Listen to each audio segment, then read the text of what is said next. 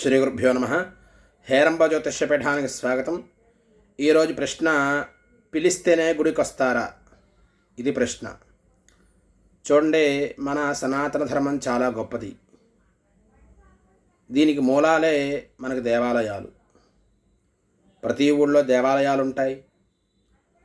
ఆ దేవాలయాలకి నిత్యము వెళ్ళి ఆరాధన కార్యక్రమం ఆ యొక్క దేవతను దర్శించుకోవాలి. కనీసం పండగలకు వెళ్ళి ఆ స్వామివారిని సేవా కార్యక్రమం నిర్వహించుకోవాలి. మరి ఈ యొక్క సందర్భాల్లో, ఈ మధ్యకాలంలో, ఈ కలియుగంలో దైవారాధన దేవాలయాల్లో కష్టమైపోతుంది.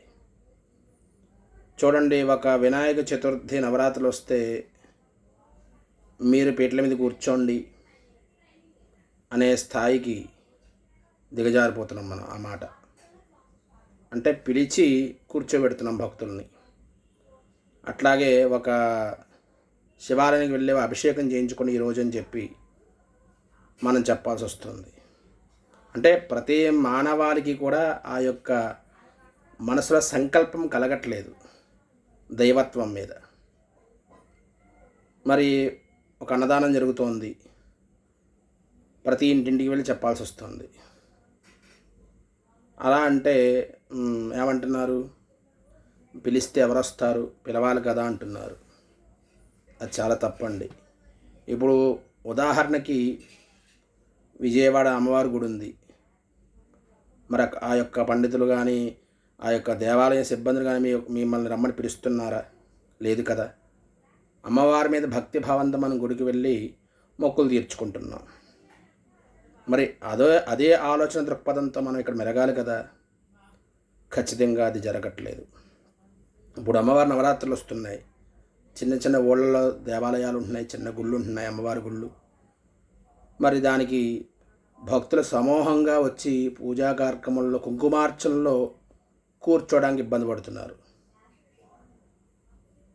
ఆ యొక్క అర్చకులు కానివ్వండి, లేదంటే ఆ దేవాలయం సిబ్బంది కానివ్వండి, ఫోన్లు చేసి అమ్మ ఈరోజు అమ్మవారి పలానా అమ్మవారి అలంకరణ, మీరు కూర్చోండి అనేటువంటి భావన మనం కలిగింపజేస్తున్నాం. అలాంటి అవకాశాలు మనం కల్పిస్తున్నాం. అంటే భక్తులకి నేరుగా ఆ యొక్క ఆలోచన దృక్పథం లేకపోతుంది. కాబట్టి అది ధర్మానికి, మన సనాతన ధర్మ పద్ధతి కాదండి. ప్రతి మానవాళి, ప్రతి భక్తులు కూడా తెలియజేసుకోవాలి. దేవాలయం అంటే చాలా గొప్పది, ఆధ్యాత్మిక నిలయం. అంటే ఇంట్లో పూజ చేసుకుంటున్నాం కదా, దేవాలయం వెళ్ళిన అవసరం లేదు కదా అని కొంతమంది అనుకుంటూ ఉంటారు. అది సాధ్య పదం కాదది.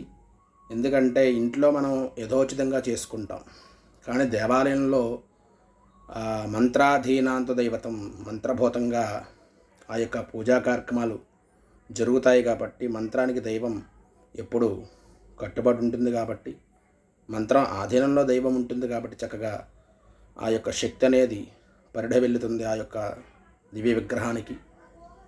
చక్కగా మనం ఆరాధన చేసుకోవడం వల్ల మనకి ఇబ్బందులన్నీ తొలగిపోతూ ఉంటాయి. అంతేకాకుండా మనస్సు ప్రశాంతంగా ఉంటుంది. ఇవన్నీ కూడా ఆలయంలోకి వెళితేనే సాధ్యపడతాయి.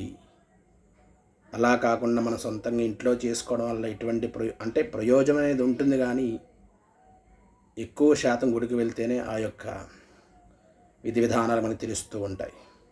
చాలామంది పూజ చేయడానికి చాలామంది సంకోచిస్తూ ఉంటారు. అంటే దీపారాధన ఇట్లా చేయాలా, అగ్గిపుల్లతో వేయాలా, అగరత్తి వెలిగించాలా, ఆ యొక్క సందిగ్ధంలో ఉంటూ ఉంటారు. కొంతమంది పూలు అట్లా పెట్టాలా, ఇట్లా పెట్టాలా, తిరిగేసి పెట్టాలా, మరగేసి పెట్టాలా అంటూ ఉంటారు. కొంతమంది తాంబూలం అటు పెట్టాలా, ఇటు పెట్టాలా, ఆపోజిట్గా పెట్టాలా, రివర్స్గా పెట్టాలా అని సంకోచిస్తూ ఉంటారు. మరి ఇలాంటివన్నీ తెలియాలంటే ఒక దేవాలయానికి వెళ్తేనే దేవాలయంలో ఉండేటువంటి పంతులు గారు ఇవన్నీ చెబుతూ ఉంటారు. అంటే మనకి ఇంకా భావన తెలుస్తూ ఉంటుంది ఆ యొక్క పూజా విధానంలో కూడా. ఇవన్నీ తెలియాలంటే చక్కగా దేవాలయానికి వెళ్ళండి. ఖచ్చితంగా ఆ యొక్క దైవారాధన కార్యక్రమం చేసుకోండి. అంటే భగవంతుడి కోసం మనం వెళ్ళాలి తప్ప పిలిస్తేనే గుడికి వస్తారా అనే భావన మనలో ఉండకూడదు. పిలవకుండా వెడితేనే ఆ యొక్క దైవం అంటే తల్లిదండ్రులతో సమానం. ఇంట్లో తల్లిదండ్రులను పూజించడం మానేస్తున్నాం, ఇంకా దైవత్వం దగ్గరికి ఎట్లా పెడతామండి మనం?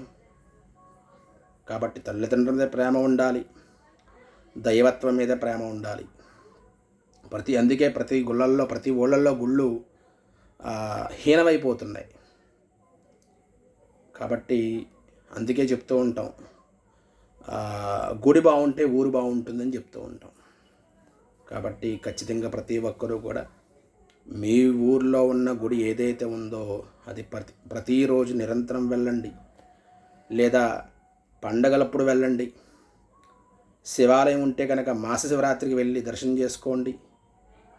కాబట్టి ఇవన్నీ కూడా చేసుకోవడం వల్ల ఏంటంటే మనకి ఒక ధర్మం విలువ తెలుస్తుంది. మీ పిల్లలకి మీరు అది నేర్పుతారు. మీకు తెలియనప్పుడు మీ పిల్లలకి ఎట్లా చెబుతారు ఇవన్నీ కూడా? కాబట్టి అది ధర్మ విరుద్ధం అండి. చక్కగా మీరు ఈ పూజలో కూర్చోండి ఈరోజు, తర్వాత మీరు రండి గుడికి రండి అనే పిలిచేటట్లుగా మీరు చేసుకోవద్దు. ధర్మం చాలా చెప్పబడింది. ఈ కలియుగంలో నామస్మరణ చాలా ప్రాముఖ్యత ఉంది. నామస్మరణకి చాలా ప్రాముఖ్యత ఉంది. దైవనామస్మరణ గుడిలో చేసుకుంటే చాలా ఫలితం వస్తుంది.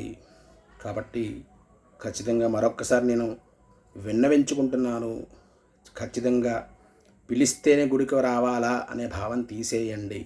అంతేకాకుండా చాలామంది ఏమంటున్నారు, గుడికి వస్తే ఏమైనా పేర్లు పెడతారా, వీడేంటి గుళ్ళో ఎక్కువ ప్రదక్షిణలు చేసేస్తున్నాడు, రోజు గుడికి వెళ్ళిపోతున్నాడు అనే భావన పల్లెటూరులో తప్ప ఇంకెక్కడ ఉండదు. ఏమంటే మనం దేవుడి కోసం వెళ్తున్నాం, ఆధ్యాత్మిక కోసం వెళ్తున్నాం, మనస్సు ప్రశాంతంగా కోసం వెళ్తున్నాం, తర్వాత కుటుంబం బాగుండాలని చెప్పి వెళ్తున్నాం. అంటే ఒక మంచి కోసం వెళ్తున్నాము. మంచి కోసం వెళ్తున్నప్పుడు ఎవరు ఏం చెప్పినా మనం వినే పరిస్థితి రాకూడదు. మనం వెళ్తూ ఉంటే అన్న వ్యక్తి ఎవరైతే ఉన్నారో వారు కూడా వచ్చే అవకాశం ఉంటుంది.